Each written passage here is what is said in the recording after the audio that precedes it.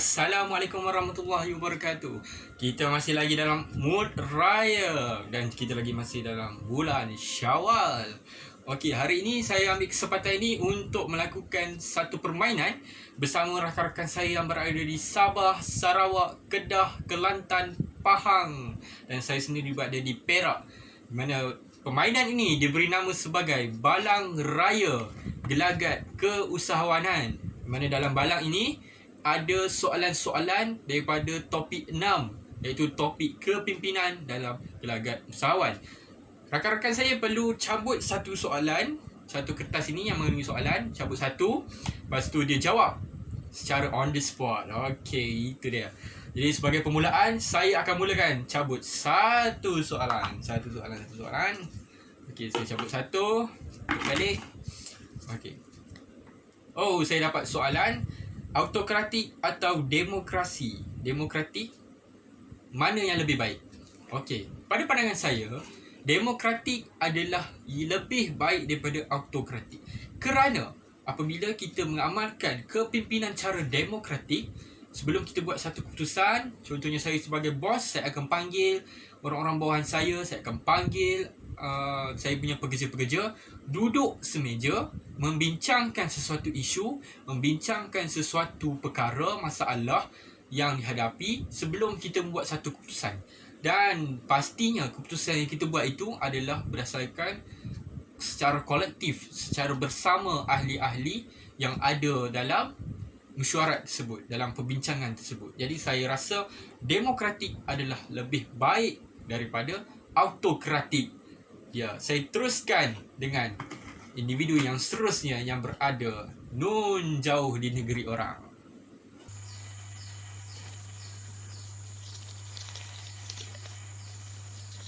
Terangkan perbezaan kepimpinan karismatik dan kepimpinan transformational. Okey, kepimpinan karismatik ni banyak memberikan kesan yang mendalam kepada pengikut melalui kemampuan inspirasi yang luar biasa.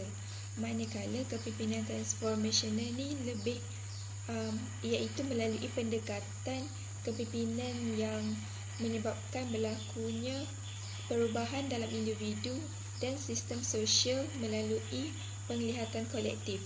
Selain itu, melalui kebolehan yang ada dalam pemimpin karismatik ni telah menyebabkan pekerja dia akan kekal setia kepada pemimpin. Manakala untuk kepimpinan transformational adalah membentuk seorang pemimpin menjadi role model kepada pekerja untuk menyuntik semangat kepada pekerja dia.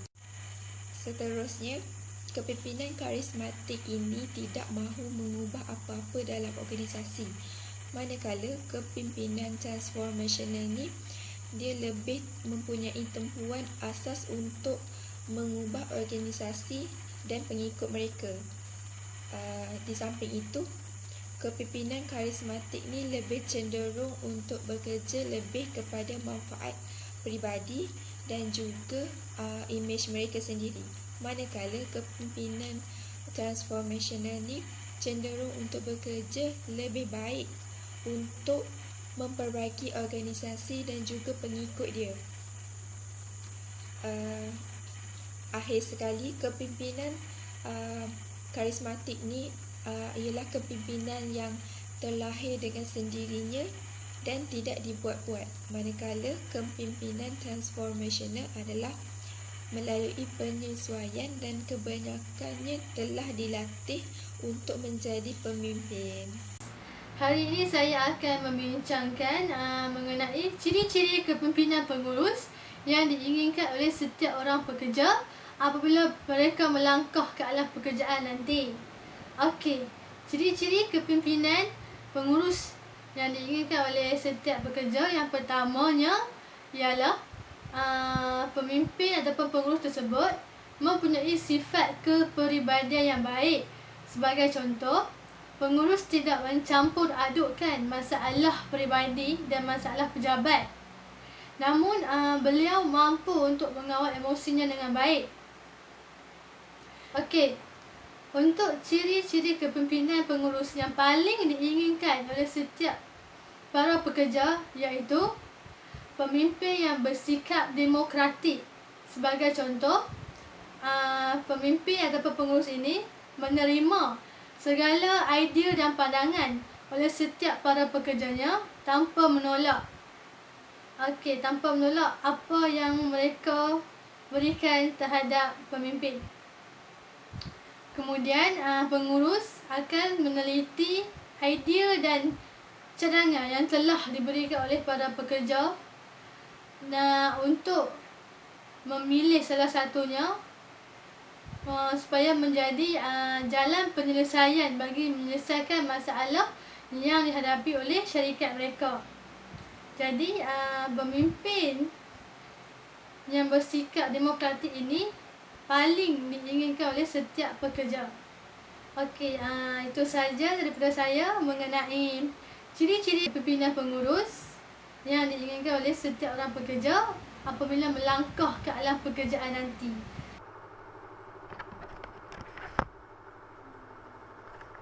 Perbezaan antara kepimpinan dan pengurusan.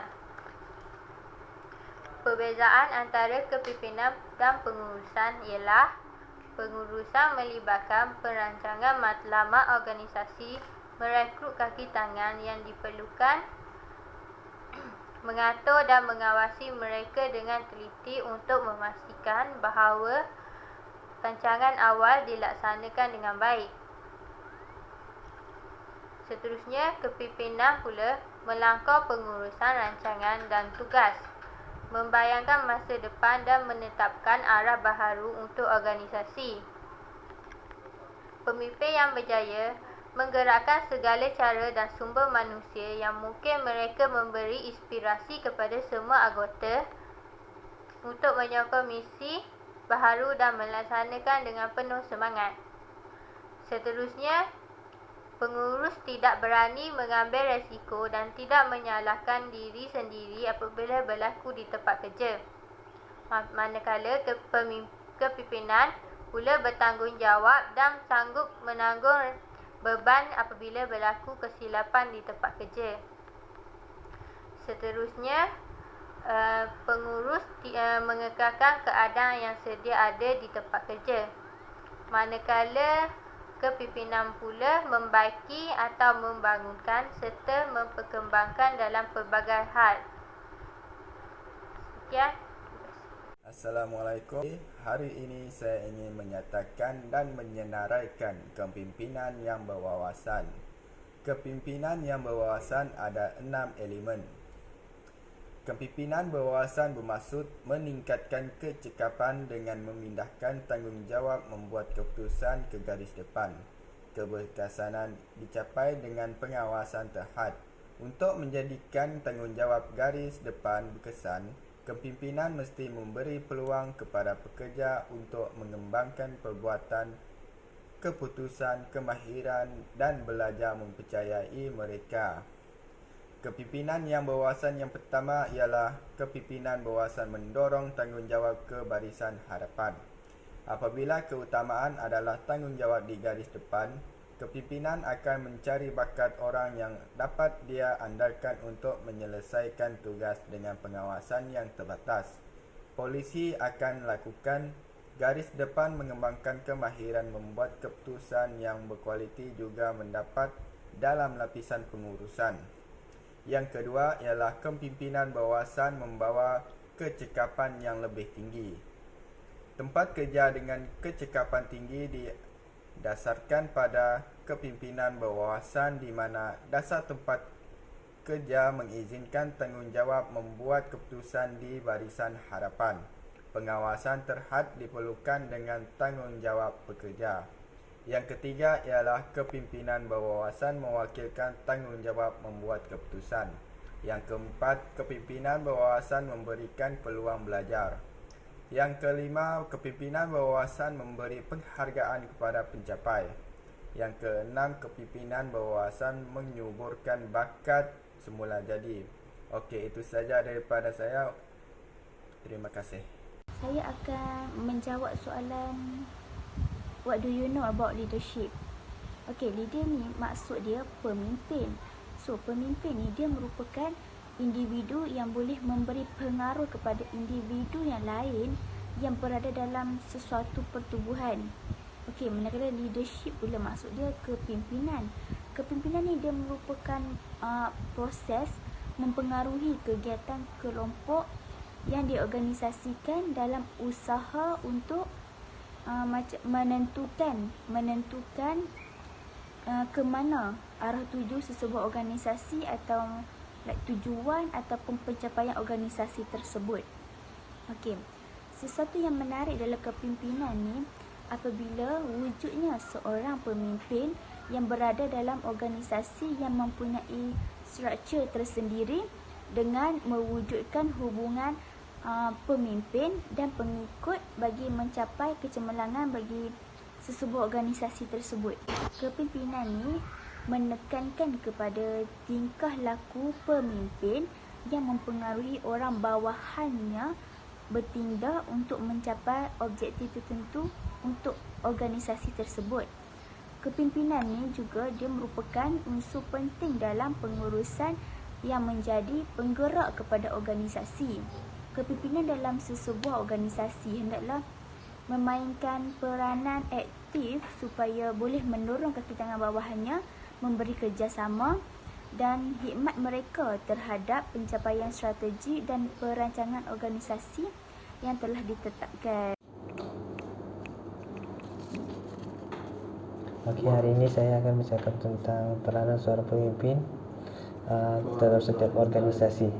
Yang pertama, untuk memastikan bahawa misi dan matlamat organisasi dapat dicapai dengan menjalankan kuasa dan pengaruh mereka ke atas pekerja. Yang kedua, memberi motivasi kepada pengikut dengan memberi ganjaran, atau jika mereka membuat salah, mereka akan diberikan nasihat. Okey, yang ketiga, mewakili kumpulan atau organisasi dan menghubungkan kepada dunia luar untuk mendapatkan sumber penting untuk menjalankan misinya. Apabila perlu, kepimpinan perlu mempertahankan integriti organisasi. Seterusnya, mencari peluang yang mencabar, mengambil risiko dan belajar daripada kesilapan. Dan terakhir, memberi inspirasi kepada orang lain untuk datang bersama-sama dan bersetuju mengenai arah dan matlamat masa depan. Okey, seterusnya define the entrepreneurial leadership. Okey, apa itu entrepreneurial leadership? Kata Roger Acumen, it is a constant struggle to find people who can both entrepreneurial and conventional leader. Okay, sangat susah untuk cari seorang usahawan dan seorang leader. Dari dua sifat ini. So sangat susah. Okey, apa lagi? Okey, dalam sebuah syarikat yang besar, haruslah sifat leadership ni dan sifat keusahawanan ni haruslah bergabung untuk mencapai mencapai matlamat dan terus berkembang.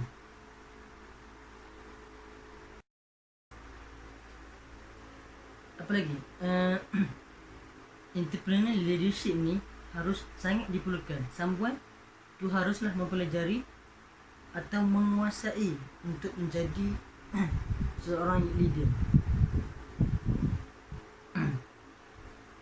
Dan leader haruslah ada keyakinan untuk berfikir dan bertindak bagi tujuan perkembangan syarikat dan juga perkembangan stakeholder. Okay, ini sangat penting kepada syarikat dan stakeholder. Okey, sebagai contoh, saya ni seorang leader dan saya ada pekerja yang pekerja biasa, tidak ada apa-apa, ada SPM saja. Contoh saya, okey, saya cakap kepada dia, okey, saya nak bulan ni sale 10,000. Kalau awak dapat 10,000, gaji awak akan naik. Okey, maknanya apa? Maknanya mereka dapat memotivasikan pekerja biasa kepada perkara luar biasa. Dan akhirnya mereka dapat. Itulah entrepreneur leadership. Okey, maka tamatlah sudah permainan untuk cabaran Balang Raya Gelagat Keusahawanan. Jadi akhir ni saya ingin mengucapkan selamat menyambut Hari Raya Aidilfitri. Maaf Zahida batin. Bye.